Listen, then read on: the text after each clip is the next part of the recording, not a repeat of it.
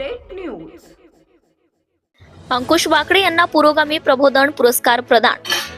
वंचित समाजातील मुलांच्या शैक्षणिक उन्नतीसाठी व सातत्याने कार्य केल्याबद्दल यवतमाळचे सामाजिक कार्यकर्ते अंकुश वाकडे यांना पुरोगामी प्रबोधन सन्मान प्रदान करण्यात आलाय. नागपूर येथील डॉक्टर बाबासाहेब आंबेडकर सांस्कृतिक भवन बाणाई येथील सभागृहात अखिल भारतीय पुरोगामी प्रबोधन परिषदेचे आयोजन करण्यात आले होते.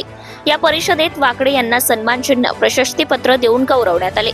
या सोहळ्यात सुप्रसिद्ध न्यायाधीश महेंद्र गोस्वामी, ज्येष्ठ विचारवंत व बहुजन संघर्षचे संपादक नागेश चौधरी, यवतमाळचे पुरोगामी विचारवंत विनय मिरासे, प्राध्यापक जावेद पाशा कुरेशी, शिक्षण तज्ज्ञ प्राध्यापक रमेश बिजेकर, प्राध्यापक यामिनी चौधरी तसेच पुरोगामी प्रबोधन चळवळीचे अध्यक्ष रवी हाडे आदींनी उपस्थित राहून सन्मान प्रदान केला.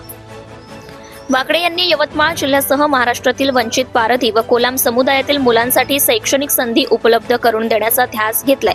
त्यांच्या या कार्याचं सर्व स्तरातून कौतुक होतंय. सामाजिक परिवर्तनाच्या दिशेने प्रेरणादायी पाऊल उचलणाऱ्या अंकुश वाकडे यांच्या सन्मानामुळे कार्यकर्त्यांमध्ये आनंदाचं वातावरण आहे. यावेळी कार्यक्रमाचे सूत्रसंचालन राजकुमार दिघडे व पंतुसिंग जाधव व आभार ज्योत्सना बनसोडे यांनी मानले. Subscribe now and press the bell icon. Never miss an update.